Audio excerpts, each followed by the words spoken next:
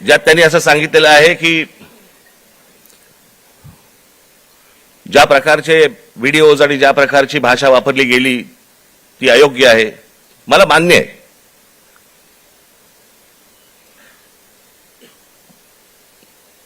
कोणाच्याही बाबतीमध्ये अशा प्रकारची खालच्या थरातली भाषा ही वापरली जाऊ नये हे मला 100% मला मान्य आहे पंतप्रधानांचं. मला पंतप्रधानांना फक्त एवढंच सांगायचंय, हे तुमच्या पक्षातल्या लोकांना पण सांगा.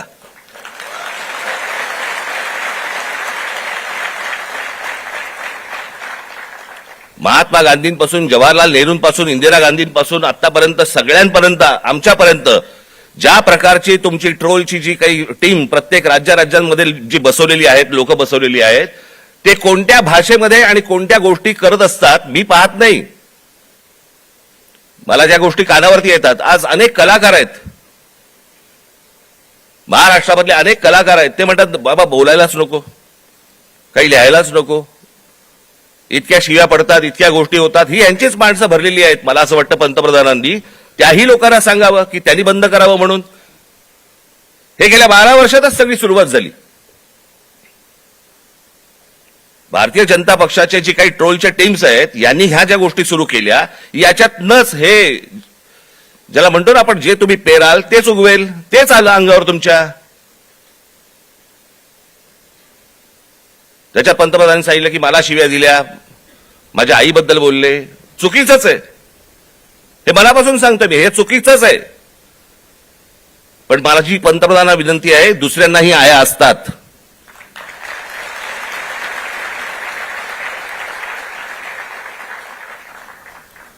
हे तुम्ही पक्षातल्या, तुमच्या पक्षातल्या लोकांना देखील हे सांगितलं पाहिजे की तुम्ही मर्यादा पाळल्या पाहिजेत.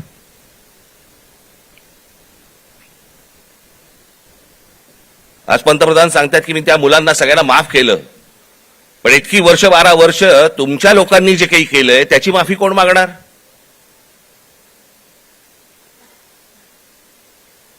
जे विद्यार्थी तरुण तिकडे जंतर मंतरला बसले होते, त्यांची डोकी फोडली, ज्यांना लाठी मारले, लाठ्या काठ्या मारल्या, त्याचे आदेश देणारे जे लोक होते ते कधी माफी मागणार?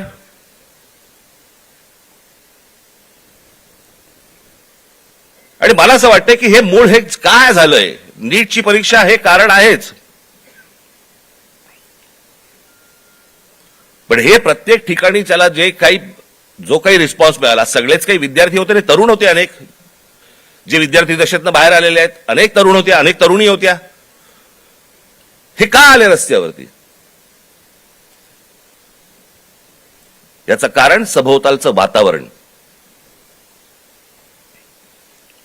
आज अनेकांना वाटलं की हे फक्त नीटची परीक्षेचे पेपर फुटले, हे कारण होतं त्या आंदोलनाचं. पण त्या आंदोलनाने जे रौद्र स्वरूप धारण केलं त्याचं कारण हे आजूबाजूचं इतक्या वर्षांचं साचलेलं जे काही आहे ना, मला फुटपाथवरनं चालता येत नाही, माझ्याकडे पाणी तुंबलेलं असतं, आमच्याकडे बागा नाहीत, माझ्या लहान मुलांना खेळायला व्हायला मैदानं नाहीत, बाहेर कुठे घेऊन जायला जागा नाही,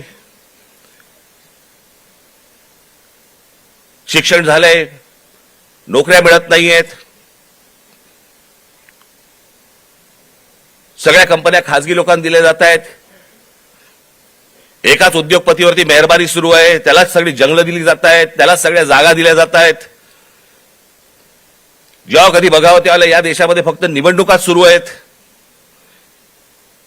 आमदार खासदार फोडले जात आहेत, 50-50, 100-100 कोटी. डिजिटल इंडिया, तुमच्याकडचे पैसे हे सगळे काय, ते सगळे काय डिजिटलाइज केलेत वगैरे वगैरे, काय काय काय काय ज्या गोष्टी सगळ्या आता झाल्या. म्हणजे आमदार खासदार फुटतात त्यावेळेला कुठे कार्ड कुठे स्वाईप करतात?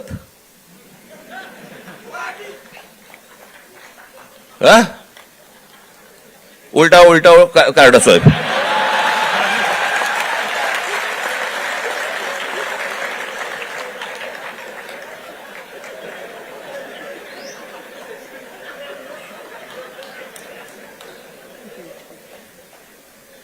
पैसे कुठे देतात मग? हे सगळं जे आहे हे सगळं साचलंय, हे सगळं साचलंय. त्या सगळ्या गोष्टींचा उद्रेक आता बाहेर येतोय. तो येणार, अजून येणार.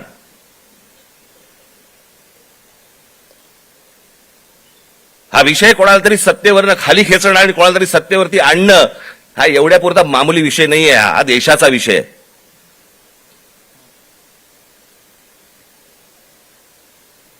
हा देशाच्या भविष्याचा विषय आहे. देशातल्या विद्यार्थ्यांच्या, तरुणांचा भविष्यातला विषय हा. काय होणार आहे त्यांचं?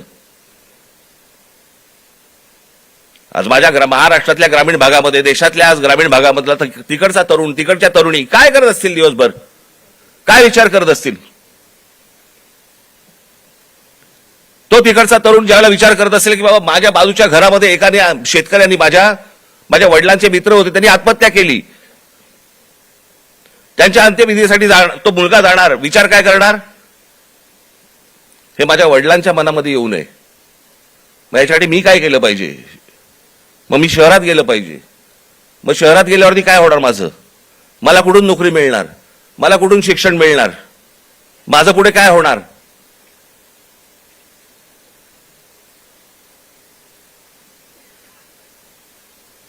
आज शहरांची परिस्थिती बघा.